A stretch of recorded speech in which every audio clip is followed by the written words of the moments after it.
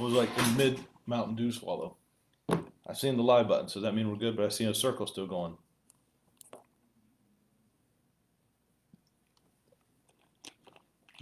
It's good. We're live. All right, so I'm going to ask somebody out there in Cyberland if I'm sounding okay and you can see me. Can you just say, "Hey, Chief, we got you," or "Hey, we see we see you." If that's coming through, okay. Um, that means someone out there in Cyberland could let me know, like send something through for me. That'd be great. So hello everyone. It is 4 after 12. We got everything set up. I think we're good to go now. On our weekly, I shouldn't say weekly, our monthly chat with the chief. So I wanted to talk with our community here at noon this afternoon, and then we'll be back at again 6 this evening. And who we got? Edith says good. Miss Lee. Perfect. Thank you. Miss Lee, thank you for not letting me just go on and think I was talking to a screen. Thank you so much. I appreciate that. So, what I want to do is kind of just touch base about where we are with, give you a quick crime update in the city. I think that's important. Sometimes perception is different than what reality is, but individuals' perception can become reality. So I think it's important to share with you what our crime is in the city. What are some things we're focusing on, and then I'll let you know kind of what's happened over the last couple weeks, what we have currently going on, and then what we expect to see the next couple weeks, some different things that we have going on. So I just want to share some things with you, open up, be as transparent as I possibly can, and then I want to field any questions that you all may have or any particular topics that you would like to talk about. I was on I guess a live stream, a chat if you would call it, last night with Attorney Clancy and our clerk of courts, and our delegate Price, and we were talking about a conversation about marijuana and the marijuana laws that have changed, and that's certainly something that are helping us as we move forward. Cameron, it's good to have you on board. I hope you're not missing your studies down there, my friend. Cameron is one of our young adult police commissioners, and he is taking part. You know, that's a great way to kick it off. So one of the three pillars for me is that I'm very passionate about the youth in this city. They matter to me. I think all of us coming up and things we experienced, people helped us along the way. They looked out for us, whether it was a youth pastor or a baseball coach or aunt, uncle, an older brother, but people help you along the way. And I have a lot of passion for the youth of this city. I think the youth in this city are just so talented. They blow me away, and they're our future.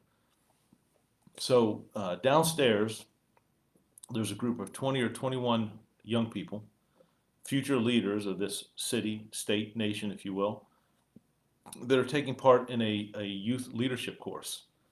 They are, I think for the most part, or overwhelmingly, they are eighth graders that are going to be freshmen in high school.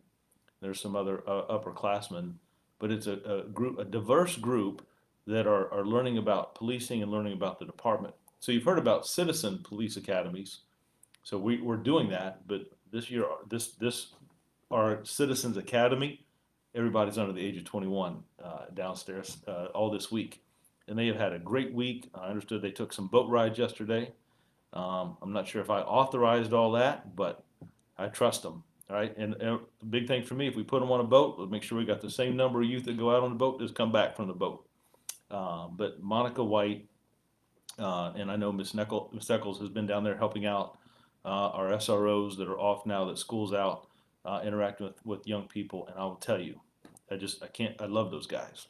They matter to me. The youth of this city matter to me. Any event that you see us do, a promotion ceremony, an award ceremony, a graduation, or a police memorial, I always want a youth involved. And I do that for two reasons. I want to send a strong message to the youth of this city that they matter to me.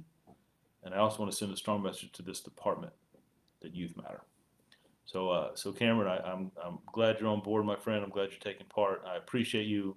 And just from me to you directly, my friend, I cannot be more impressed with you. I know there's a lot of people here that feel that about you, my friend. So I'm glad you're a part of that. So let me just touch base about crime in our city. Every Monday we get our crime numbers out. our incidents, right, our data. And here's the disclaimer. I know that every one of those incidents, every one of those reports, every one of those statistics is an individual. It's a family, it's a neighborhood, it's a community, it's our city. So I don't lose focus with that. And some people will ask me, well, Chief, why do you look so much at the numbers? Because those numbers guide us and direct us on if we're seeing more crime, more incidents, more numbers go up, and we're doing A, B, and C, and we're still seeing an increase, then we got to make a change. So if I'm doing X, Y, and Z, and I start to see those numbers go down, that's when I know we're tracking in the right direction. And we have to be able to be flexible and change different strategies and techniques depending on what kind of trends and what kind of crime numbers we see. So we measure a lot of things. If we don't measure things, it's hard to hold individuals to be accountable. So not only do we measure crime, we measure our staffing, we measure our shortages, we measure our budget, right? How much are we spending in taxpayers' overtime? Are we being fiscally responsible? How much money do we spend in overtime last month compared to this month, compared to the same time frame last year? So all those things, we get that data in on Monday, and analyze that, and then we break it down on Monday, and then we go over it again on Thursday. So right now, the city has an increase in our homicides. We are down in our robberies, we're down in our rapes, and we're up in our aggravated assaults. So our property crime, we're down in our burglaries, we're still down in our larcenies, we're about even in auto theft. So when you put those together, the cities are right now at about a 12% reduction in crime. So every police department in the country, in the United States, reports those numbers to the FBI. So if I reported our numbers today, holistically, crime, property crime, violent crime, altogether becomes our total crime. Reporting that to the FBI, they would say that the city of Newport News is down about 12% in crime from where we were this time last year. So if I go back to 2018, in 2018 we had a 5% reduction in crime compared to 2017. In 2019 we had a 9% reduction in crime. In 2020 we had a 12% reduction in crime, and that's about where we're at right now. Now I would like to see some more reduction in we're always going to focus on our violent crime the most. That's the most important, crimes against people. Our shootings, when I say aggravated assaults that are up, that's strangulations, domestic situation where someone puts their hand around the throat, a stabbing, or a shooting, anything that is not requires medical attention. And then, of course, our homicides and our street robberies and our rapes. That's our violent crime. So I look at those things. Again, our robberies are down, our rapes are down. Homicides are up. We had our 14th homicide last night. Of the 14 homicides, if I'm not mistaken, 9 are cleared. We've cleared 9 homicides this year. We have 14 currently. We have some good leads. I also, when I look at homicides, I want to break that down. Are they happening in our city streets? Are we having shootouts in our city? Are they happening boyfriend, girlfriend? Are they happening behind closed doors? Are they domestic? We have 4 or 5 homicides this year that are domestic related. We have several homicides that have happened inside. Last night was another homicide that happened inside an apartment complex over an argument. They're still piecing the detectives. Matter of fact, I left about 2 o'clock. Some of the detectives have been here through the night. They have some good leads, some good momentum, but our homicides are up. Our shootings are just about even with where they were last year. If we went back to March, we had about 9 or 10 more shootings going forward in the year to March than we had last year, and I was very concerned. But those shootings have dropped, and we're right now even with where we were last year. So I think it's important that individuals have a good idea of where crime is in the city, what perception. Sometimes, it's just blown out of proportion, it's out of control. Reality, we have a 12% reduction in crime. Our homicides are up, and our aggravated assaults are up. What's driving our aggravated assaults is we have had 10 more stabbings this year than we had last year. And most of those stabbings happened towards the beginning of the year in January and February. But we had some fights and some domestic situations where a knife was produced, arguments back and forth between known parties. So we got a couple questions. Mark, what can be done about so many drivers blatantly abusing traffic laws, speeding, reckless driving, lane changes, and everything in between? So Mark, I think the first thing is awareness, right? we do our very best to address, man, I don't know why I guess because I was out late. We do our best to address traffic infractions.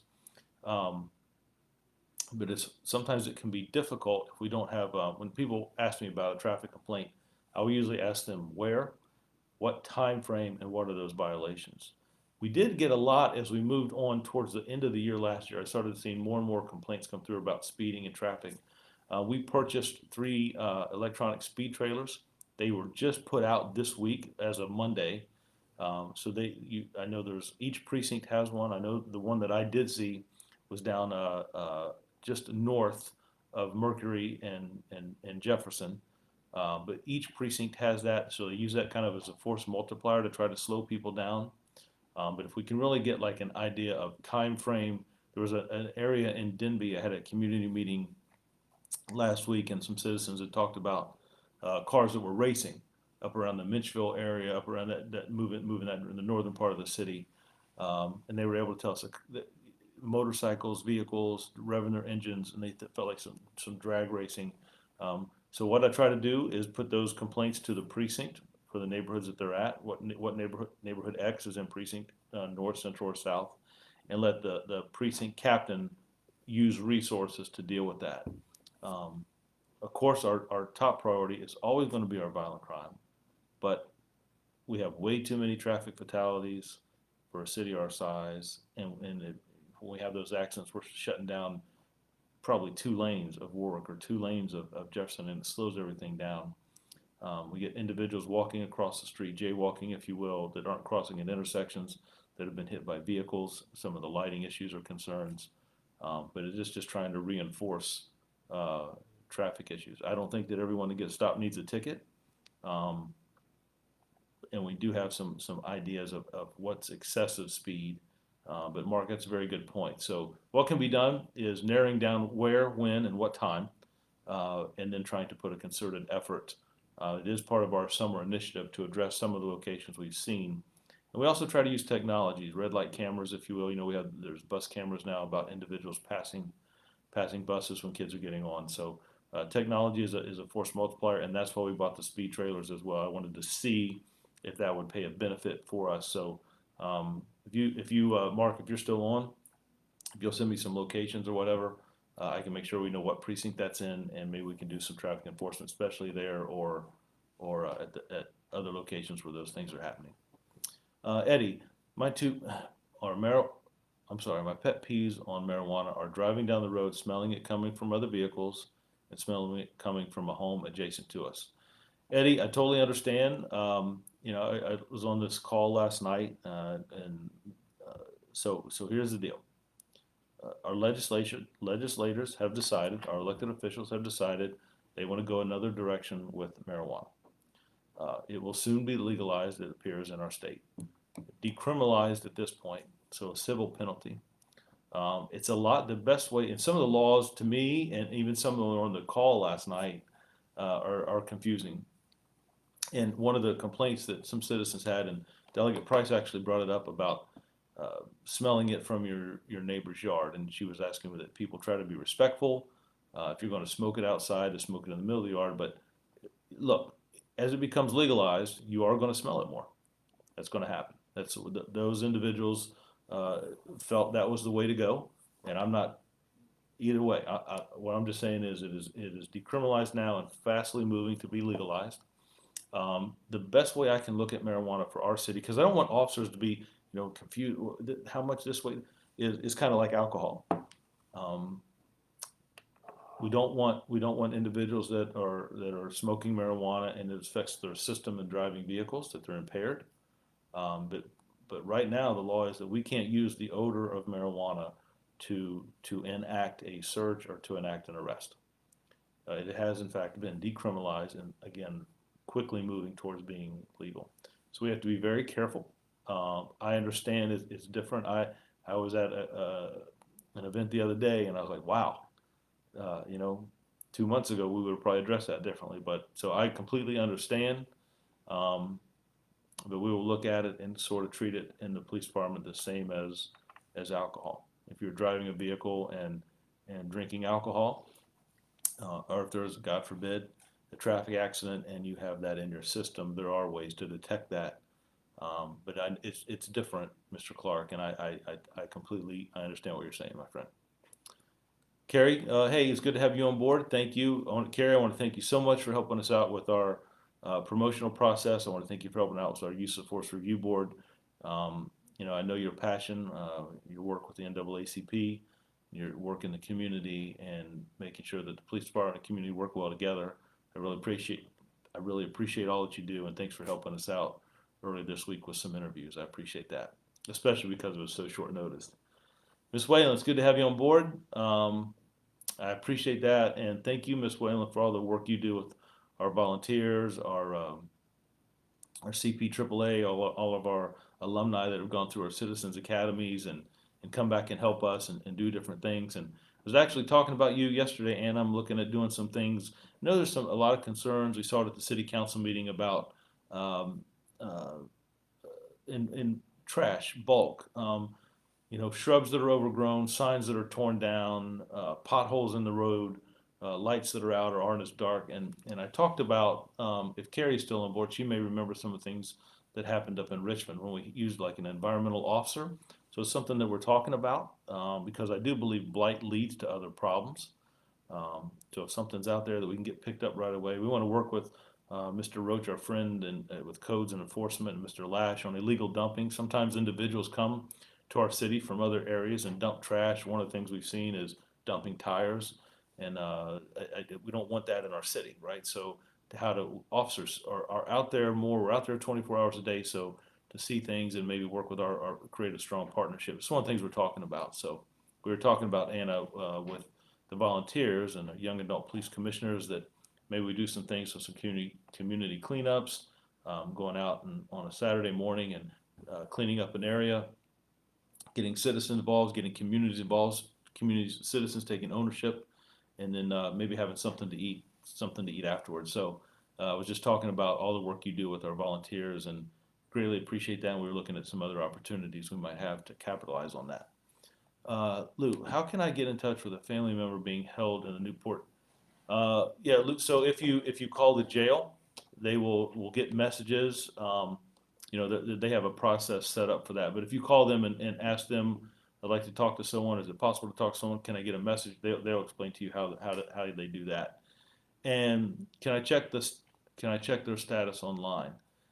There is a way I believe to look at a court case online, but I don't know about going in and look at someone's status on jail. I don't want to tell you wrong. I'm going to let you. We'll look it up and call I'm them. going to ask you to reach out to the sheriff's office, the Newport News Jail, and let them, because I think, but I don't want to tell you wrong, my friend. That's a good question. Gina, God bless you. Thank you so much. Thanks for being here. Latoya, how are you? Haven't heard from you in a while. It's good to see you back. Thank you very much. Uh, Replying to Lou. Oh, great, Melissa. Very good. Thank you. Very good. That's the area, Colony Pines Park. Mr. Clark, I think we're talking about speeding there, right? You had the question about speeding earlier, so I can put that to the captain. We can do some things there. Any idea on, or you can just email us or Facebook us if you like. Times. Is it all hours of the day? Is it at night, early in the morning? Just give me a little bit of ballpark, or a particular day. Is it on the weekends or more during the week? Uh, I typed their name in, and the only thing it said was they were still being held and visiting in the visiting time. Yeah. So Lou, I don't know how much in depth they put out there. That's why I don't want to tell you wrong. I still think the best way would be to call the sheriff's office and just ask some of the questions you're looking for, the family member that you're concerned about. I think they'll give you the best information. Stephanie, is the department understaffed? We called last Thursday having an issue with a neighbor, and we still have not had an officer sent out yet. So Stephanie, a couple things. Is the department understaffed? We're authorized 465 officers. We're about 20 officers short. We have, now with that said, we have 21 officers in the academy right now that will graduate in August. We have another 22 officers that will graduate in November. So that's 40, 42, 43 officers that I don't have on the street, but they're hired, right? So they're still in training. But I would have to question, if you had an officer come and that they haven't sent out yet. An officer they're assigned a call, they have to have a clearance. So maybe you didn't see them, but if you want to tell me what the call is and the time you called, but every call that's received is dispatched. We have about a 2 to 3 minute time frame. We're really ahead of the national average on our response time. Um, and sometimes the citizens don't want an officer to come up and talk to them. They won't. So if I called about my neighbor, and I don't tell the dispatch that I want the officer to talk to me, um, the officer may address the situation, and they never have interaction with me. So, but I can tell you if there was a call made, now if you said there's two individuals fighting in the street, and an officer goes to that location, there's no individuals fighting, they may circle the block to see if they see anything, and then clear up from that call. But I can tell you, if you called the police and asked for an officer to respond, they responded. There has to be a clearance code, and we can go back and track that to see where they were through camera footage, through their clearance, through the GPS tracking. So it may just be some communication issue. If you give me a little bit more, or if you give me a number, I can call you or have someone call you and we'll check into it. But we have to respond to those calls. Now, they are prioritized, right? So if we have a pothole on the road, they want an officer to come look at, or a limb that's fallen down, and then there's a fight or a robbery, that's going to be lower priority. But every call is dispatched, and there has to be a clearance code from the officer, whether they put it over there or type it into the computer. So it's all tracked. So yeah, just let me know, and we'll kind of look into it. Evelyn, now that it's legalized, what can get you arrested? Asking for a friend. No, I get it. So if you were to be driving a vehicle and you had a car accident and you were at fault, and when the officers, just like alcohol, if they smell alcohol in your breath, they may have you do some sobriety tests. Smelling the marijuana, if you smell marijuana on their breath and there appears to be signs of disorientation, um, we have some officers who are who are trained to detect, that have gone to schools that can detect individuals that may have it in their system, to do some sobriety tests to make sure that you can function. So did you cause the accident because you were speeding or you went through a stop sign, or did you cause it because you were impaired from alcohol or from marijuana? But simple possession, now the law goes, under an ounce, simple possession, it's a civil penalty. You can't sell it. You can grow it. I think it's up to 4 plants, if I'm not mistaken, per person. Um, but they don't sell the seed. So it's very, very, I can tell you that unless you are packaging it, selling it for profit, and airlifting it and dropping it into neighborhoods, um, uh, we are treating. I think the best rule of thumb I would use is marijuana being looked at as also pretty close to the same way alcohol is in our city. If you do something, if you're driving and cause an accident and you have marijuana in your system, that you're impaired, that could be an issue. You're not supposed to smoke it in public, but you can do it in your home. But just like alcohol, if most people are cordial, we would ask someone, hey, could you put that beer in a cup or take it inside? That's kind of what we would do with marijuana. We're really looking at it in our department as the same as you would alcohol violations. And the new laws took effect in March, and they took effect in July of this year. We started backing off and changing our strategy to focus on those laws December 1 of last year. So to try to get ahead, be a little bit more proactive, and not create interactions, circumstances around marijuana that we knew laws were changing anyway. So I do think the legislation, and Delegate Price talked about, there's still some work to do and clean up. They've got, I think, 3 different panels or groups that are trying to address some of those issues.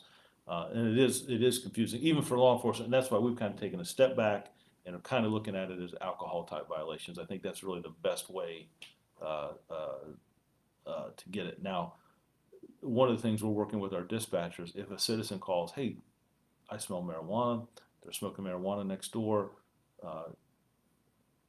we're not putting any blame anywhere. We're just trying to say, because of the new laws and legislation that are coming to, the new laws do not allow us to address marijuana like we were before. So we're trying to address citizens like that on the phone call.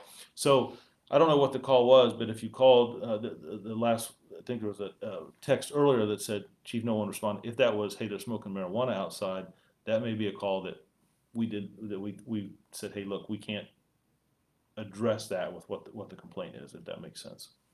So, yeah, that's just that. I think that's the best way, the rule of thumb that we're kind of looking at it here in Newport News. Ray, problem with smoking outside is some people are allergic to that. Yep, Ray, I totally understand. You're right. Um, but the alternative is if we address it and there's some type of confrontation and then uh, there's a fight, a struggle, something like that, we're right back into the situation we don't want to be. So I think that we have to kind of like smoking in a restaurant, right? They don't allow that.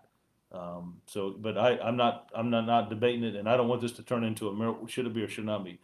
We know it has been decriminalized, and it's fastly moving to being that you're allowed four plants per person, that you can grow it, and that is what our legislation has decided. And I was just letting you know kind of how we're trying to address it here in the city of Newport News from a law enforcement standpoint. So first is understanding, make sure we have a good understanding. But I was just trying to share with how we're looking at it here in the department. But Ray, I totally get it. My father has some breathing problems, so I totally get it. John, Chief, how you doing? I really appreciate the partnership and illegal dumping in the city. Support all. Oh wow, John, I appreciate that. I think anything we do moving forward and trying to address some of the issues, I think it's really built on partnerships and relationships. You're a great partner, and it's through the use of technology, sharing information, working together.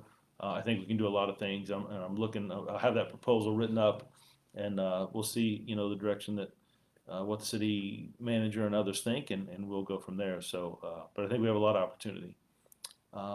Ms. Wallace, how are you? I hope all is well. It's good to have you on board. I'm planning on moving to Newport News. That's why I'm not on the live, because I appreciate how quiet the city is compared to Portsmouth, where I live now. Oh wow. Well, let me say this. I look forward to you moving into the city, and please reach out. Let me know when you're here.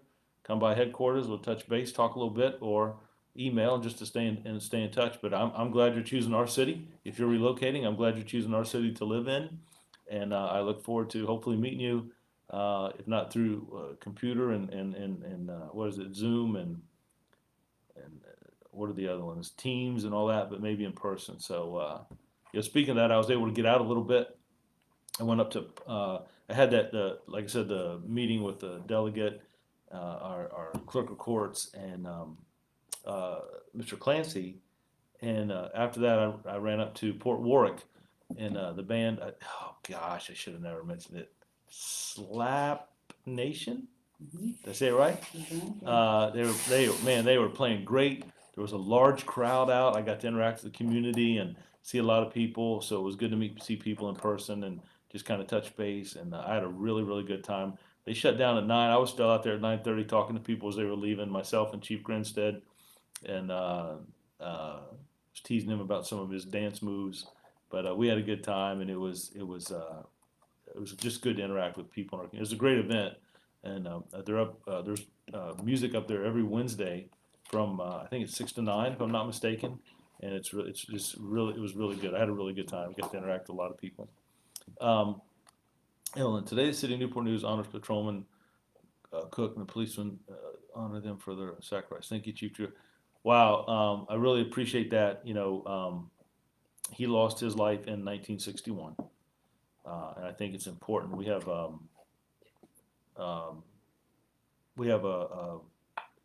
photos, portraits, if you will, in our lobby outside. That if you come into police headquarters, you'll see those individuals. And I know that we have a Memorial Week, but because of COVID, we weren't able to do some of those things. But I still think it's important. Those individuals that gave their life, that sacrificed their life serving this community and citizens, it's important to have them, to recognize them and remember them, not only for their surviving family members, but that we remember the ultimate sacrifice people did and the people gave. So we will have our ceremony in September. Is that right, Kelly? Or October? October. We will do we have a Calvary Chapel that is going to host us. They allowed us to do it there last year as well. It's very touching, moving, and we will recognize all the individuals of this department over from its existence, from our existence, up to and including Officer Thine, that have given the ultimate sacrifice, paid the ultimate price and serving others. And I just, it is important for us to recognize them. So on the anniversaries, we will do it individually, but we will have a memorial ceremony for them collectively. And I just, that's important to me. I never want to lose focus of that. Hi, Chief, from thank you and your officers, stuff, your dedication, hard. Wow, thank you very much. Am I reading that right? What? It says itis, but it says angelic. Angelic. Yeah. So thank you so much. I appreciate that. You know, look, I give the credit to the men and women, sworn and civilian both, who work in this agency and serve our citizens. I hear the things that they do. Maybe not on television across the screen, but I get emails and phone calls, letters. Thank you for how you helped my son who suffers from autism. Thank you for helping me find my elderly mother. You know, my mom was in a car accident. And you respect. It's just there's a lot of support, and it means a lot. And for you to take the time to send something like that, I really, really appreciate it. So thank you very much. That means a lot. The report number was, and my husband, who is still working from home, did ask to speak with the officer. Yeah, so I'll be glad to look it up. We'll see what we can, but that's great. Kelly's here with me. She'll write it down, and we'll see what's going on with that. Now that marijuana is legal, what is the police policy and officers' use? So for us, it's not only police policy but city policy. But we're not permitted to, with smoking.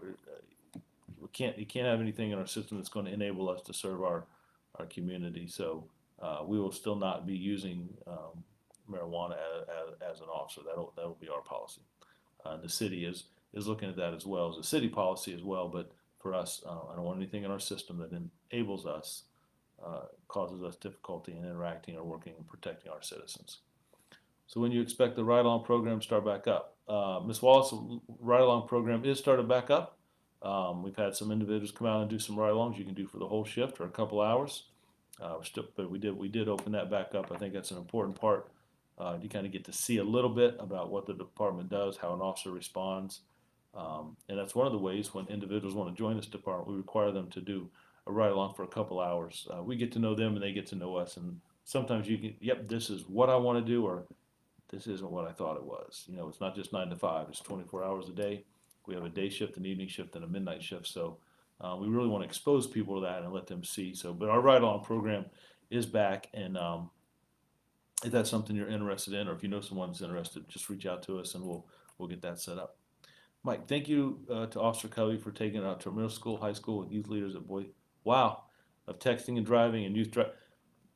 Mike, I appreciate that. Covey is one of the better sergeants that we have. He's very, very dedicated, works hard, cares about community. He enjoys instructing and working with young people. So I was glad we got to get that. I was glad we got that set up, and I hope that everyone had a good time. I know he does, and yeah, I appreciate that, my friend. Thank you so much.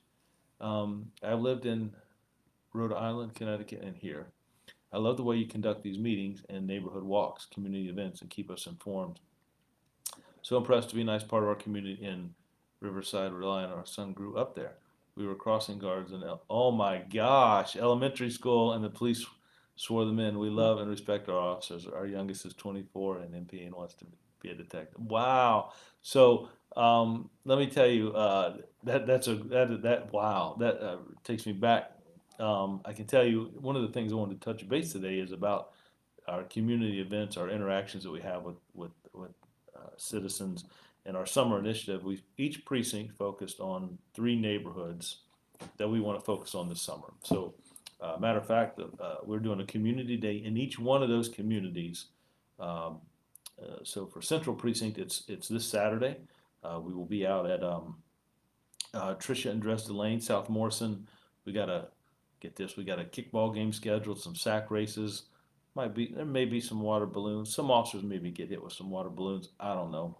I may be the one to toss them. I don't know. But we're going to have a good time. But I think it's important. I think it's important to have conversations. And my hope is that the first time that you interact with an officer is not something critical has happened, not something bad has happened. I believe in that officer next door concept. I think that communication, shaking hands, seeing each other, knowing each other, takes down a lot of barriers. So we do a lot of community walks. in our city. We do, a matter of fact, we did have a homicide in our city last night. There will be a walk out there this evening. Captain Morgan Tegens and Lieutenant Morgan are putting that together. And it's not to go out and swamp a neighborhood, right? It's to go out and, I want to check on the other residents that live there that may not have been up last night at 11, 12 o'clock at night, 1 o'clock this morning.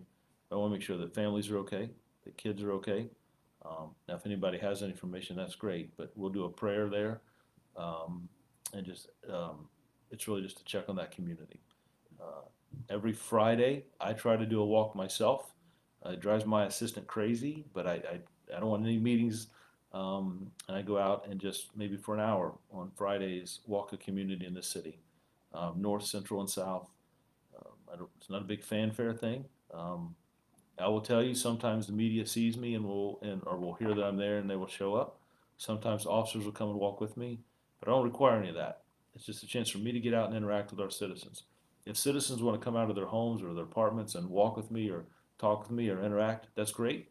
And if they don't want to feel comfortable, that's fine too. I'm not going to go up and knock on doors and interrupt people. It gives me a chance to see different communities, different neighborhoods, and interact. I get my steps in, right? But I love it when citizens come out and talk to me, and I get to learn a little bit about them, how long they've lived there, who their favorite baseball team is, what they enjoy doing, where their kids go to school. I enjoy hanging out on the playground and talking to kids as they show me all the tricks they can do. I don't remember being that small, but man, it's really cool to talk to them. Sometimes they'll high five and just to have that interaction. I think that's important because I think at the end of the day, a good partner of mine, Dr. Lyons, we talk a lot about all the issues that are going on in our country and police and community relations, and we talk so much. She enforces and reinforces and highlights and underlines her word, air quotes, all the time about communication, communication, communication, and how we talk to people, how we treat each other, that all of us have value, that everybody matters. If we just remember that, I think we'd be in such a better place. We may not always agree on things, but we'd be in such a better place.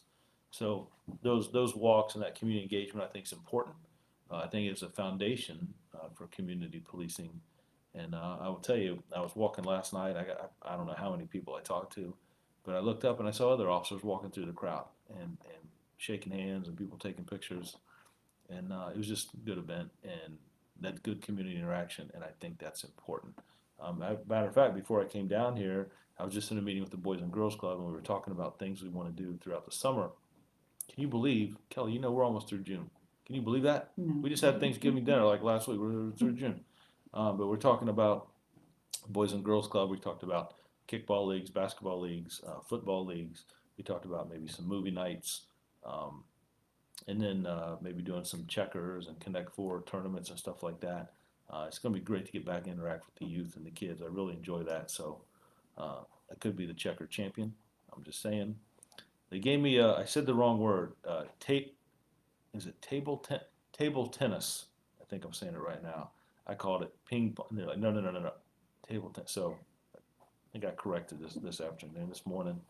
But all those things matter, and those interactions, I think you just build on that foundation after foundation. So that was great. That was great. Sherry, thank you for all that you all do to help to support our community. From North Carolina, stay safe, brothers and sisters in blue. Wow. Thank you very much, Sherry. I appreciate that. It means a lot. Thank you. From North Carolina. What part down there in North Carolina? Also, if I can share something with you and your officers, please click. Oh, yeah, I'll take a look at it. That sounds great. Brett, when did NNPD start having corporals and why corporals and MPOs?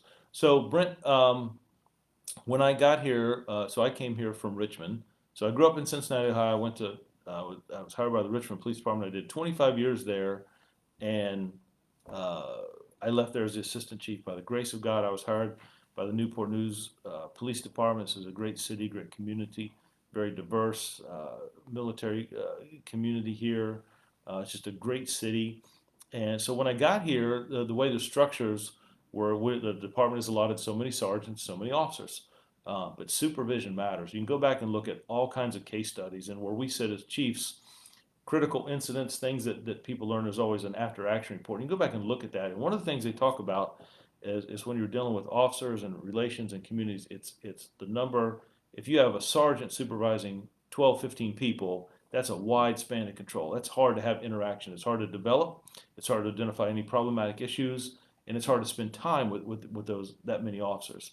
So our structure here was so if we have a 4-10 schedule, so meaning I work 4 days and I'm off 3, 4 10-hour days. So I come to work, I might work for Sergeant A.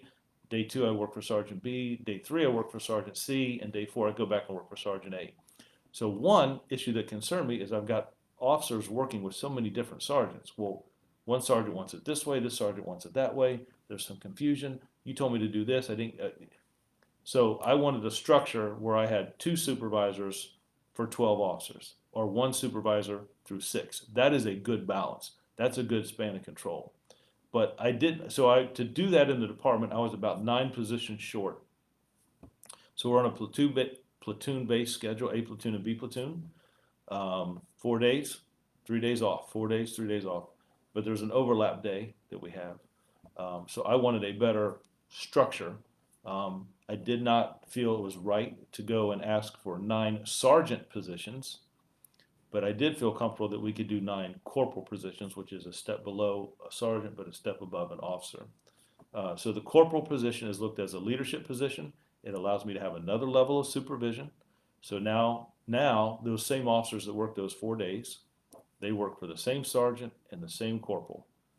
They work for the same sergeant and the same corporal every day.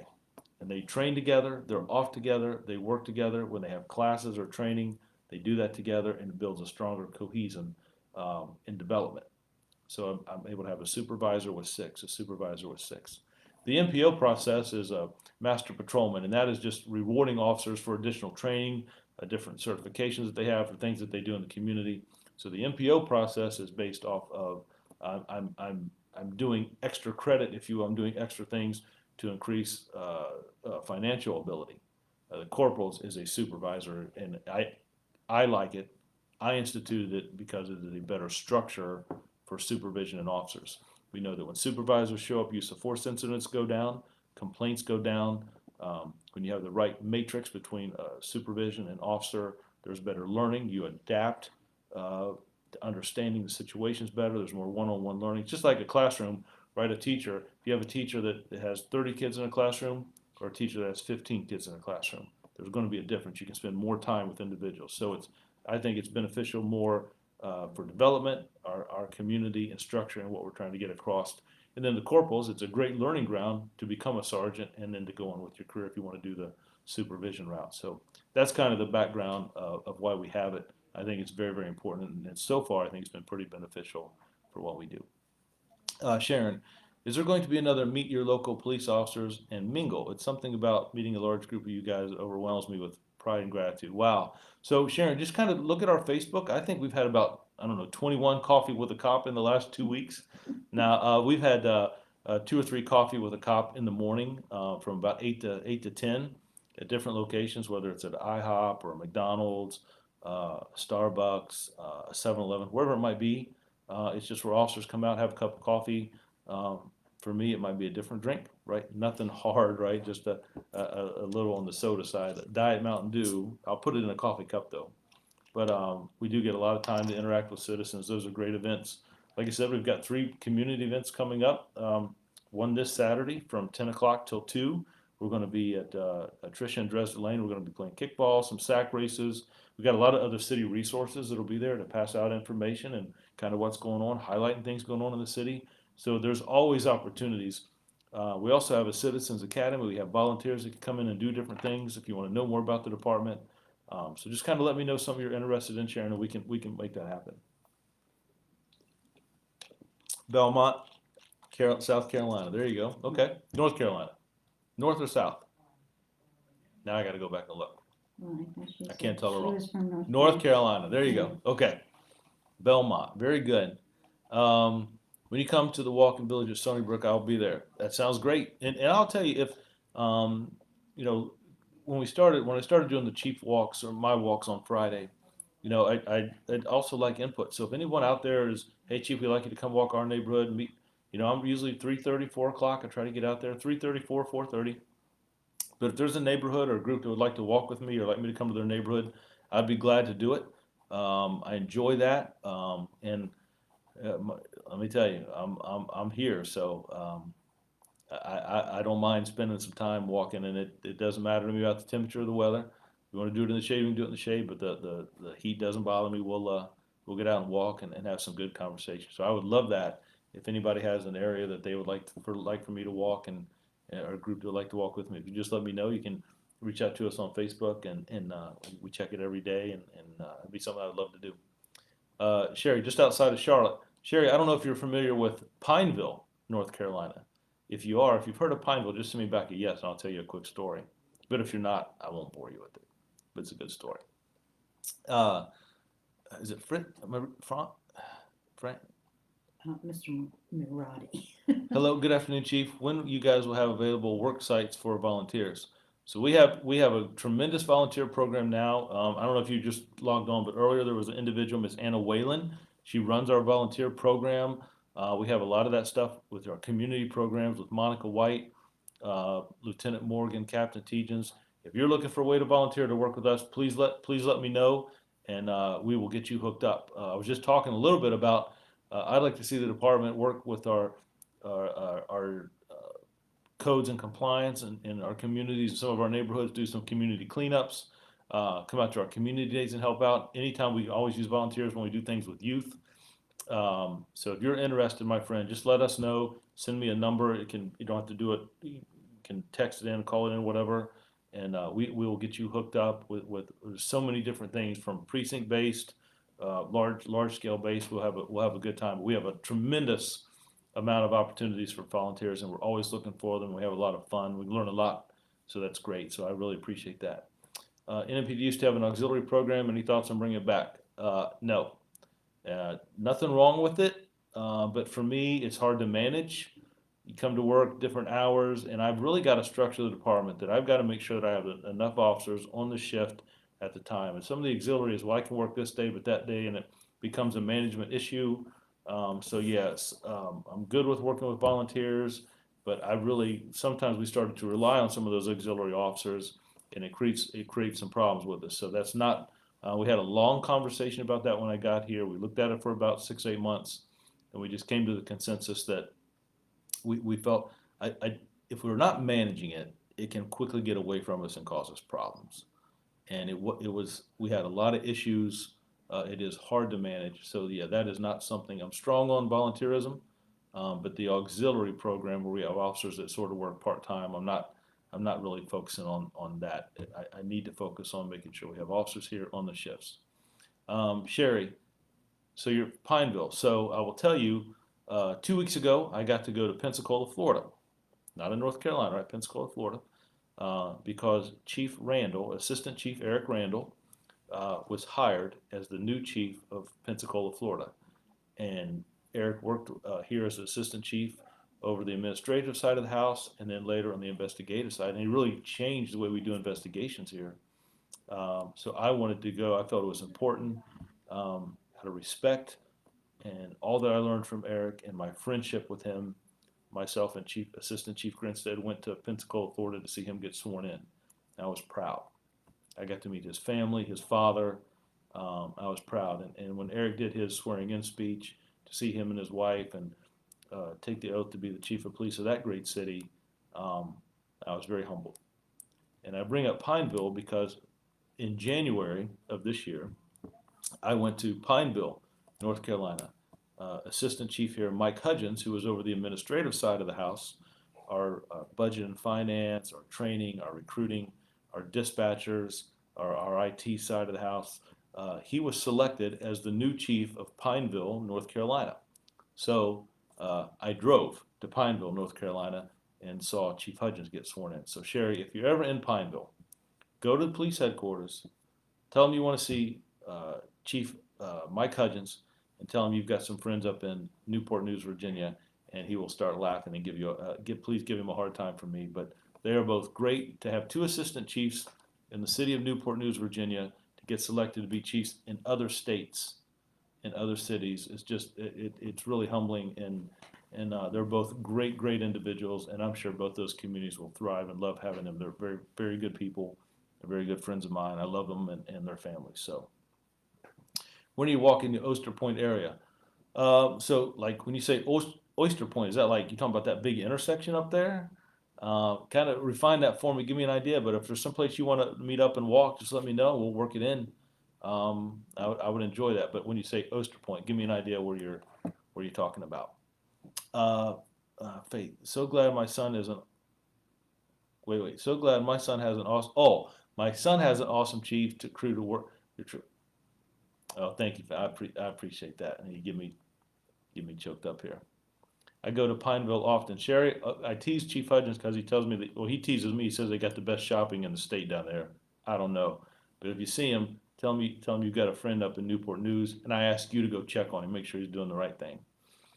Greg, I've seen a large increase in speeding lately, especially on main streets like Jefferson and Warwick, or in the neighborhoods also. Any help coming? So, Greg, when you take Jefferson and Warwick, that's the two main streets that go 26 miles from the water to the north of the city. So, there was an individual on earlier that was talked about speeding. Traffic enforcement is important. I started to get more. It may be because the pandemic started to roll back. I'm not sure, but I started to get more complaints about speeding and traffic enforcement towards the end of the year last year. We went out and bought some electronic speed trailers. We are focusing on some different things with technology and some camera systems. You know, we have them on our school buses now. But so I would say two things. One, I try to get those complaints to the precinct, the area of where that complaint is, to the precinct captain, that he can use his officers, his resources to address it. But I ask, can you refine it a little bit? Like what area of Jefferson, what area of Warwick, what time frame? Is it a weekend thing? Is it at night? Is it during the day? Is it all hours? So is help coming? We have some resources there, but we've really got to refine it and really delve down. And what I try to do now is place some of those resources at intersections or locations where we're seeing our most accidents and where we're seeing fatalities. You know, people jaywalking and being struck by a vehicle and walking across the street or running across the street in areas that don't have crosswalks, right? That just start across. But that's how we're trying to focus on it now. So if you have a particular area, just let me know and we'll see if we can do some things. And I'll certainly get that complaint to the captain and maybe get you guys hooked up, talking back and forth about what you're seeing and experiencing out there. I am already done with the process and they told me there is no work sites available yet. For volunteerism, I can tell you, send me your name and number and we'll get you a volunteer work. I can tell you, you can come out and work with us on Saturday if you'd like to. But we do have some things coming in the works. Like I said, I'm trying to push some community cleanups. I think it's important. Officers interacting with our citizens, our code enforcement. So we'll make some things happen. But I can tell you, I'm always looking for volunteers. Replying to Greg. Oh, she's replying. And sure, that's all. Okay, good. Sure. We'll do my just tomorrow since I'll be there. Yeah, definitely. Sherry, just tell him you're checking on it. Make sure he's doing the right thing. That's perfect. Larry, how would you describe gang activity in Newport News? So Larry, that's a great question. You know, people talk about that. You know, 20 years ago, I think the concept was there's one group here, there's one group there. They're walking down. They wear a certain weather color blue or they wear the color red, and they go back and forth and address each other. Now it seems, this street, this block, this individual, that individual. Some of the issues, a lot with relationships or the disrespecting. So are there gangs in Newport News? Yes. I want to be very careful though that we don't label every individual or every crime gang related or label everyone that there must be gang activity. I think you really have to look down at it about like the homicide last night had nothing to do with gang activity. It had to do with two individuals arguing over a girl. Of the 14 homicides we've had this year, 4 or 5 are domestic related that have happened inside a home. One was the mother took a life of her 10-month-old son. Others have been over robberies and drug related issues. But there are shootings that this individual may have been in this part of town or that they had a beef, an argument, if you will, back and forth. So something we keep an eye on. We work with individuals that are narcotic side of the house, are officers in the precinct. But I really want to make sure that we're talking about real gang activity and not just taking that category and labeling these crimes. Oh, this must be gang activity. I really am very, very cautious about, there's some departments have gotten in a lot of trouble about databases, and someone may have self-identified themselves as a gang member, and we put that in a system, and it sits there for 10 years. I'm very, very cautious about labeling individuals and acts as it must be gang activity without really delving down. But please don't take that wrong. I'm not saying that we don't have gangs in Newport News. By definition, three or more that work together to do something harmful or commit crime or self identify themselves. And I just want to be very, very careful about that. I see it more in territorial, neighborhood type based situation, and a lot of it becomes over arguments or girls and guys relationships. One individual may be in this gang today, and then this other gang or affiliate with this group tomorrow. So I just want to be very, very careful with that. But we do look at it. We do look at it. No, not the intersection. Maybe walking in the Wynwood area. There you go. So yeah, if that's something you'd like to do, let me know, and maybe we can pick a time or a Friday that we go out and walk a little bit. I'd love to. I don't know if I've walked Wynwood before. There's a couple of neighborhoods I know I want to be at. I want to walk in Marshall Courts and Ridley Circle. I want to walk in Trish and Dresden Lane. Some of the neighborhoods that have had some challenges. I want to walk in the apartment complex and Aqueduct. We've done several walks there. North Precinct does a great job. I was out there last night with Lieutenant Funiak and Captain Dunbar. They do a great job up there. Walked that neighborhood before. So there's a couple that are experiencing challenges that I know I want to walk, but there's others that I just want to get out and interact with citizens in our community. So if that's something in Wynwood which you'd like to do, that sounds great. Larry, thank you, my friend. I appreciate that. Thank you. Greg, two areas, Hilton and Killen Creek, and neighborhoods Jefferson and Warwick. I have heard, I haven't heard much about Hilton, but I have heard about speeding in Killen Creek. So I'll take a look at that. I have heard about speeding there.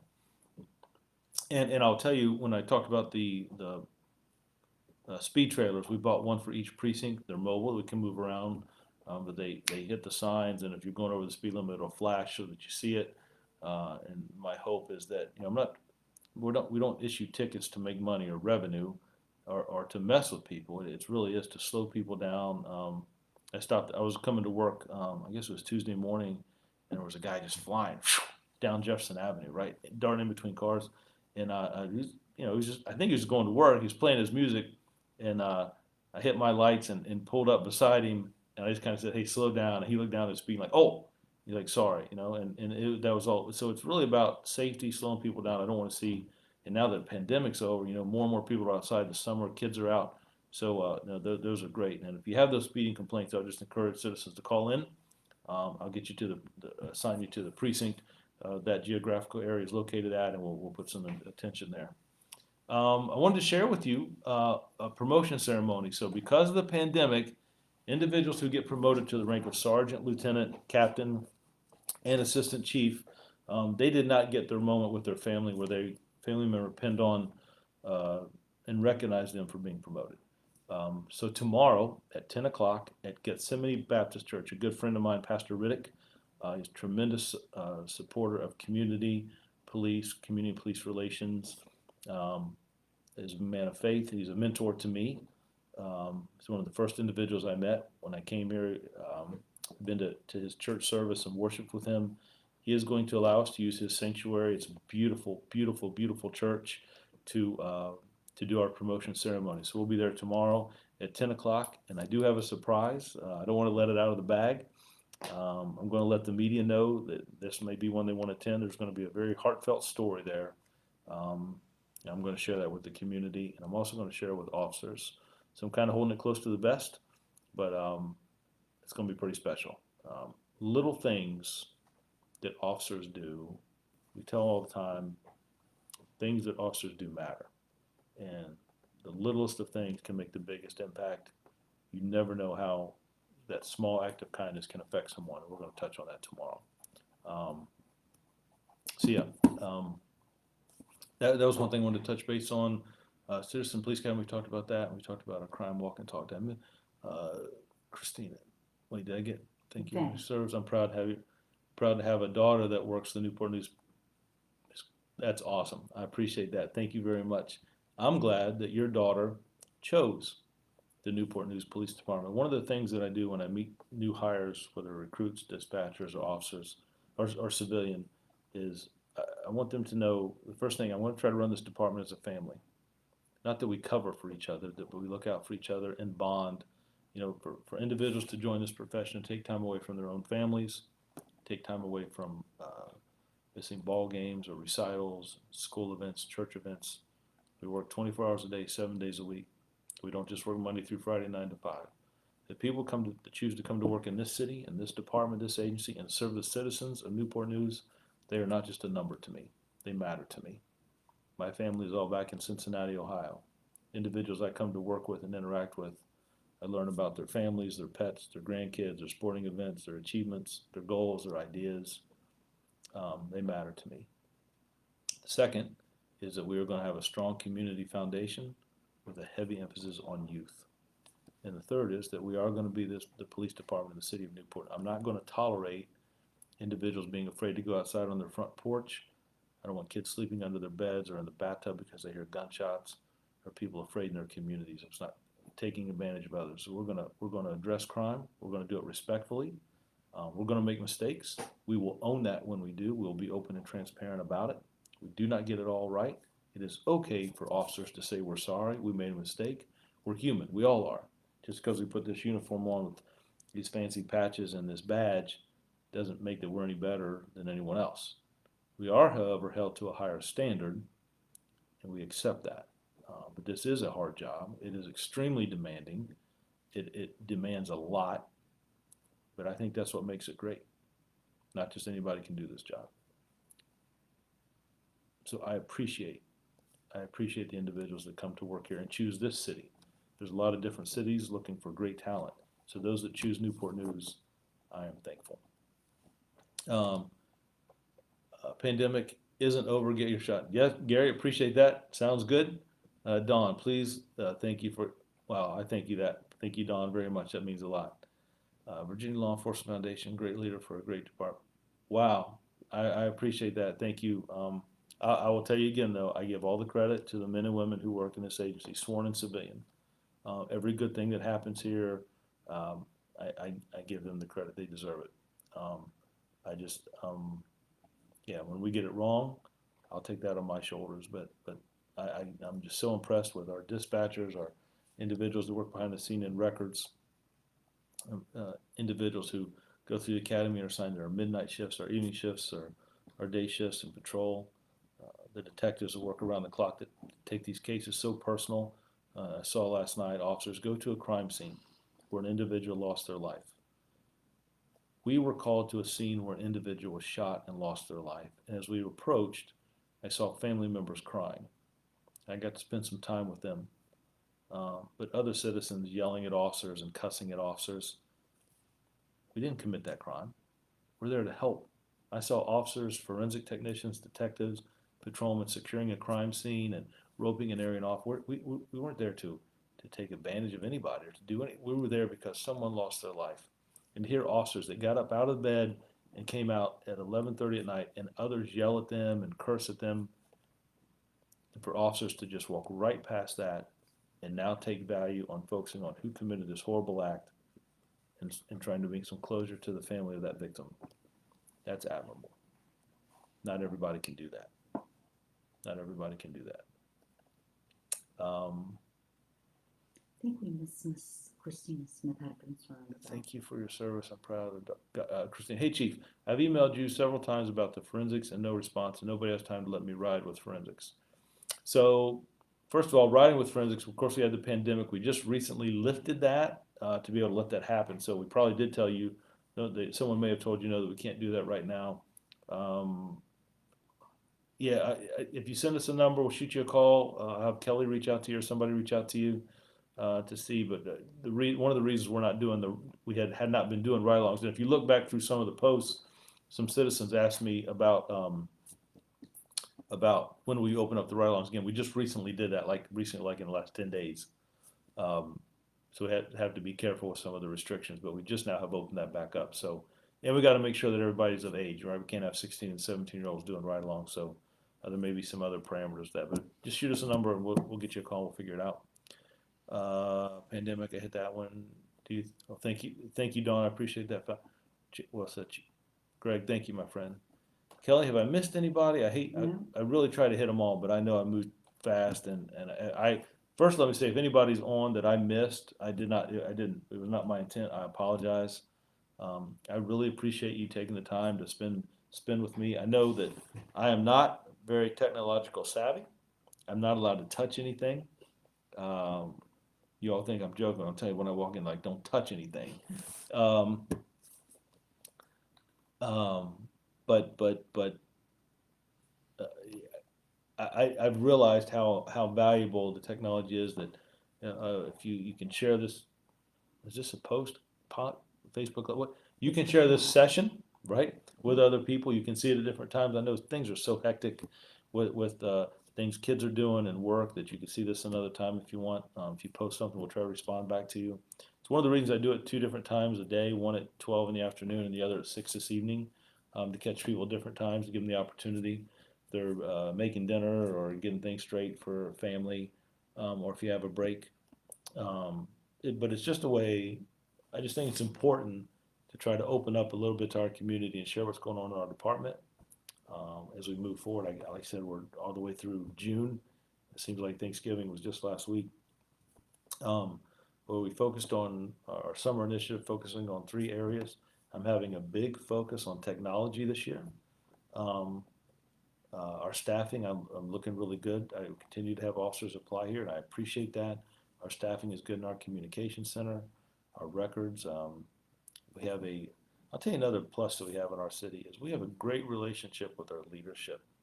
Our city manager, our mayor, and our city councilman. Now, it's not all roses, right? They ask hard questions and they demand results, and they expect things to be handled and get addressed. And I'm very fortunate to have a great relationship with our city manager, Mayor Price, our mayor, and our city councilman. But they want to see things accomplished and addressed, and that's the way it should be. So I'm going to get off here. We're getting ready to do our ComStat meeting and go over our crime numbers. I'll be back at 6. Your civilian workers do a great job. Yes, they do. Good day from Henrico, Chief. Just back. Oh, sounds great. So I'm going to, Keith, thank you, my friend. It's good to see you. I'm going to get off here. We'll do this again at 6 o'clock. God bless you guys. Be safe. And we'll do this again this evening, okay? Take care.